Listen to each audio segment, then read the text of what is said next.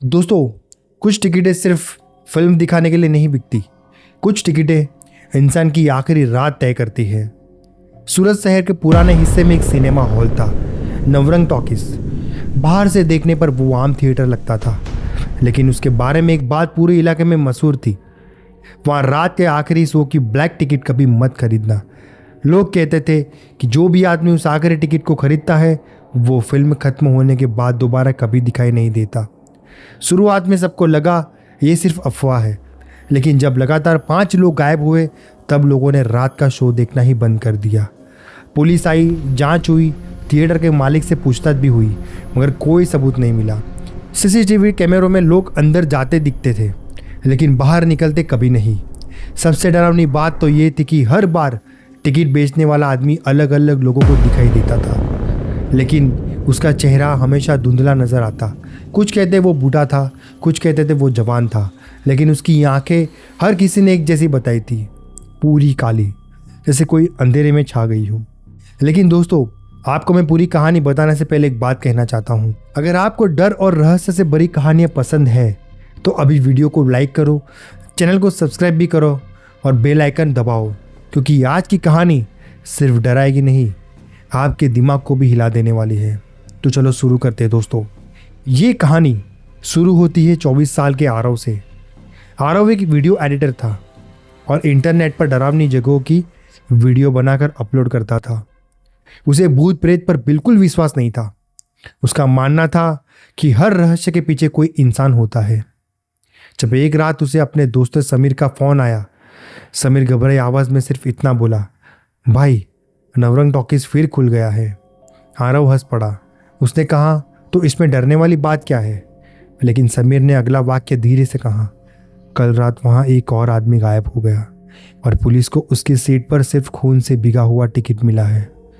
समीर की बात सुनकर आरव कुछ सेकंड के लिए चुप रहा। फिर अचानक क्या हो गया, वो हंसते हुए बोला, भाई ये सब पब्लिसिटी स्टंट होगा, पुराने थिएटर को दोबारा चलाने का तरीका होगा। लेकिन समीर की सांसें अब भी तेज चल रही थी। उसने कहा, मैं मजाक नहीं कर रहा आरव, गायब होने वाला आदमी मेरा ऑफिस का जानने वाला था। पुलिस ने पूरा थिएटर चेक किया, मगर वो आदमी अंदर से ऐसे गायब हुआ जैसे हवा में धुल गया हो। आरव के अंदर का कंटेंट क्रिएटर तुरंत जाग गया। उसे लगा अगर उसने इस थिएटर का सच रिकॉर्ड कर लिया तो उसकी वीडियो इंटरनेट पर आग लगा देगी। उसी रात उसने कैमरा, ट्राइपॉड और अपना छोटा रिकॉर्डर बैग में डाला और बाइक लेकर नवरंग टॉकीज की तरफ निकल पड़ा। रात करीब 11:30 बज रहे थे। सड़कें लगभग खाली थी, दूर दूर तक सिर्फ पीली लाइटें जल रही थी और बीच बीच में कुत्तों के भौंकने की आवाज़ें सुनाई दे रही थी। जैसे जैसे आरव थिएटर के पास पहुंच रहा था, उसका फ़ोन बार बार नेटवर्क खो रहा था। पहले उसने ध्यान नहीं दिया, लेकिन जब फ़ोन की स्क्रीन अपने आप ब्लिंक करने लगी तो उसे हल्की बेचैनी महसूस होने लगी। उसने बाइक थिएटर के सामने रोकी। सामने वही पुरानी इमारत खड़ी थी। दीवारों पर उखड़ा हुआ पेन, टूटा हुआ बोर्ड और ऊपर टिमटिमाटी लाल लाइट थी। ऐसा लग रहा था जैसे वो जगह सालों से बंद हो, जबकि पोस्टर बिल्कुल नए लगे हुए थे। सबसे अजीब बात तो ये थी कि सिर्फ एक ही फिल्म चल रही थी, अंतिम शो। पोस्टर में किसी कलाकार का चेहरा नहीं था, सिर्फ अंधेरे में खड़ा एक आदमी दिखाई दे रहा था जिसके हाथ में खून से सना टिकट था। आरव ने कैमरा ऑन किया और रिकॉर्डिंग शुरू कर दी।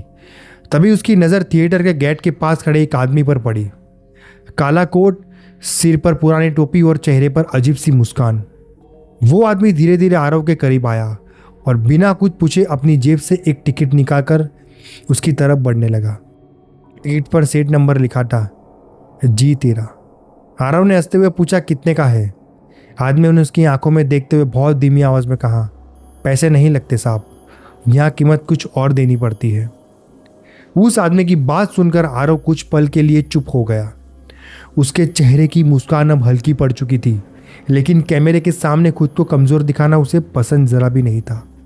उसने मजाक उड़ाते हुए टिकट छीन लिया और बोला, ठीक है भाई, देखते हैं अंदर कौन सा भूत बैठा है।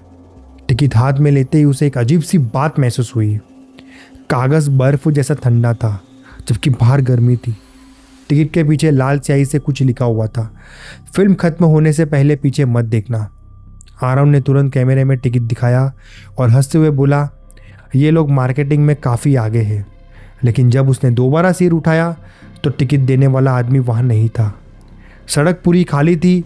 ऐसा लग रहा था जैसे वो आदमी कभी वहाँ खड़ा था ही नहीं। आरव के चेहरे पर पहली बार हल्का डर दिखाई दिया, मगर उसने खुद को संभाला और थिएटर के अंदर चला गया। जैसे ही उसने मुख्य दरवाज़ा पार किया, अंदर की बदबू ने उसका गला जला दिया। ऐसा लग रहा था जैसे किसी बंद जगह में सालों से सड़ी हुई चीज़ें पड़ी हो। दीवारों पर पुराने पोस्टर फटे हुए लटक रहे थे और फर्श पर जगह जगह काले धब्बे बने हुए थे। टिकट चेक करने वाला कोई नहीं था। पूरा हॉल लगभग खाली था। सिर्फ दूर कोनों में कुछ लोग बैठे दिखाई दे रहे थे, लेकिन उनके चेहरे अंधेरे में साफ नजर नहीं आ रहे थे। स्क्रीन पर अभी फिल्म शुरू नहीं हुई थी। सिर्फ सफ़ेद पर्दे पर अजीब सी झिलमिलाहट चल रही थी। आरव धीरे धीरे अपनी सीट G13 की तरफ बढ़ गया। जैसे जैसे वो आगे रहा था, उसे महसूस हो रहा था कि बाकी लोग अपनी गर्दन घुमाए बिना उसे देख रहे थे। उनकी आंखें अंधेरे में हल्की चमक रही थी। आरव ने कैमरा उनकी तरफ घुमाया, मगर कैमरे की स्क्रीन पर सीटें खाली दिखाई दे रही थी। उसका दिल तेज धड़कने लगा। उसने कैमरा बंद करने की कोशिश की, लेकिन कैमरा अपने आप रिकॉर्ड करता रहा। तभी अचानक पूरे हॉल की लाइट एक साथ बंद हो गई। कुछ सेकंड के लिए वहाँ ऐसा सन्नाटा छा गया कि आरव को अपनी सांसों की आवाज़ें तक सुनाई देने लगी। और फिर स्क्रीन पर पूरी फिल्म शुरू हो गई। लेकिन वो कोई फिल्म नहीं थी। स्क्रीन पर खुद आरव दिखाई दे रहा था।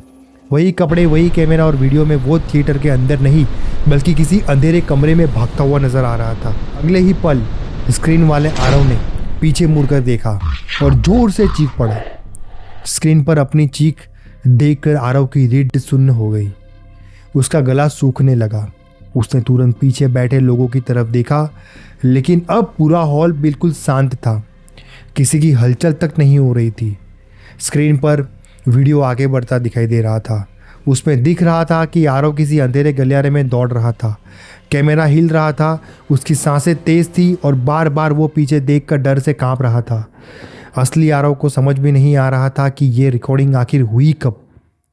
उसने कभी ऐसा कोई वीडियो शूट भी नहीं किया था। तभी स्क्रीन पर अचानक एक दरवाज़ा दिखाई दिया, जिस पर सफ़ेद रंग से लिखा था एग्जिट। वीडियो वाला आरव तेजी से उस दरवाजे की तरफ भागा, लेकिन जैसे ही उसने हैंडल पकड़ा, उसके पीछे कोई परछाई खड़ी दिखाई दे रही थी, एकदम लंबी सी, असामान्य, और उसका चेहरा पूरी तरह काला था। अगले ही सेकंड स्क्रीन पर पूरी स्क्रीन लाल हो गई और हॉल में किसी आदमी की दर्दनाक चीख गूंज उठी। उसी पल थिएटर की सारी सीटें एक साथ चरमराने लगी। ऐसा लग रहा था जैसे हर सीट पर कोई बैठा हो और धीरे धीरे खड़ा हो। आरव ने कांपते हाथों से अपना कैमरा उठाया और रिकॉर्डिंग चेक करने लगा, लेकिन स्क्रीन देखते ही उसके पैरों तले ज़मीन खिसक गई। कैमरे में लाइव रिकॉर्डिंग चल रही थी। उसमें साफ दिखाई दे रहा था कि आरव अपनी सीट पर अकेला नहीं बैठा। उसके ठीक पीछे कोई आदमी झुका हुआ था, जिसका चेहरा कैमरे में धुंधला था। आरव ने डर कर तुरंत पीछे मुड़ना चाहा, लेकिन तभी उसकी टिकट के पीछे लिखी बात याद आ गई, फिल्म खत्म होने से पहले पीछे मत देखना। उसका दिल इतनी तेज से धड़कने लगा था कि उसे लग रहा था कि अभी सीने से बाहर निकल आएगा। उसने खुद को रोक लिया। पसीना उसके चेहरे से टपकने लगा। तभी उसके कान के बिल्कुल पास किसी ने बहुत धीमी आवाज़ में कहा, गलती मत करना। आरव की सांस अटक गई। आवाज़ इतनी करीब थी जैसे कोई उसके कंधे से चिपक कर बोल रहा हो।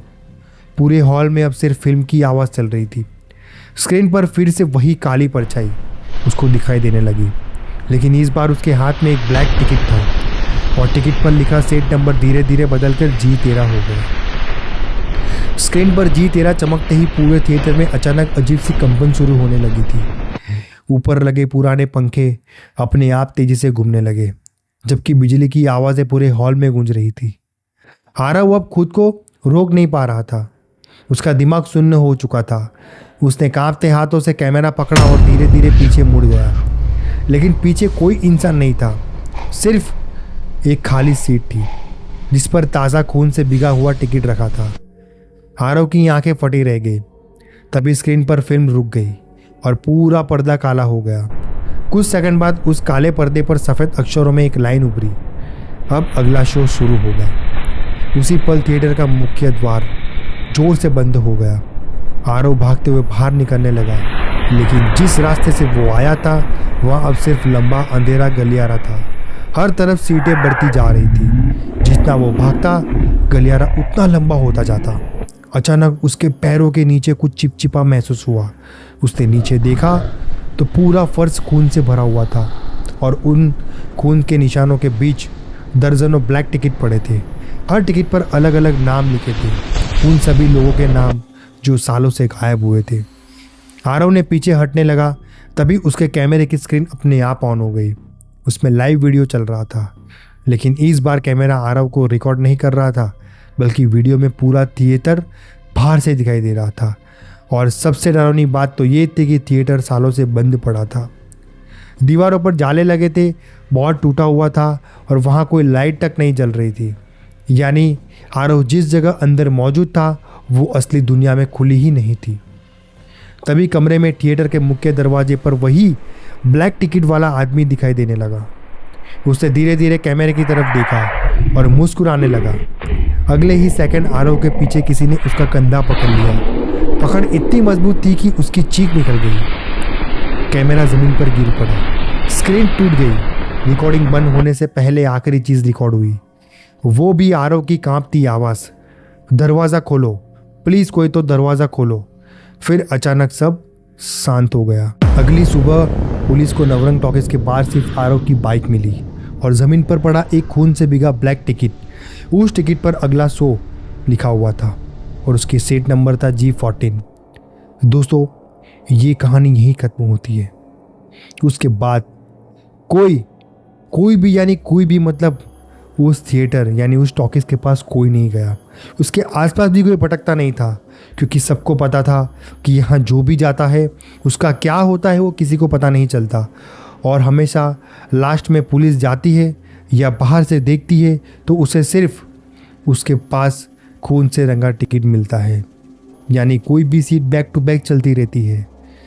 उसके बाद कोई भी यहाँ जाने से डरता था और दोस्तों जो भी वहाँ गया है वो कभी वापस नहीं आया। इसके बाद ये टॉकीज को सील कर दिया गया था और अभी भी आज के वक्त में वो टॉकीज वहाँ पे अभी भी एकदम लॉक लगा हुआ है, यानी सील कर दिया गया है और गवर्नमेंट ने वहाँ पे बोर्ड चिपकाया हुआ है कि यहाँ पे कोई ना जाए। तो दोस्तों, आपको ये कहानी कैसी लगी? अगर आपको ये कहानी अच्छी लगी हो तो वीडियो को लाइक करो, चैनल को सब्सक्राइब करो और हाँ, मुझे कमेंट करके ज़रूर बताइए कि आपको ये कहानी कैसी लगी है। दोस्तों, अगर आपको ये कहानी अच्छी लगती है और आप कमेंट में लिखते हो कि ये कहानी अच्छी थी, सॉलिड थी, सुनने लायक थी, तो मुझे शायद आपकी इन कमेंट से मोटिवेट मिलेगा और मैं और इससे भी अच्छी कहानी, इससे भी डरावनी कहानी लेके आऊँ आपके लिए। तो दोस्तों, तब तक के लिए मिलते हैं नेक्स्ट वीडियो में। गुड बाय और ऐसी कहानी के लिए मुझे कमेंट ज़रूर करें।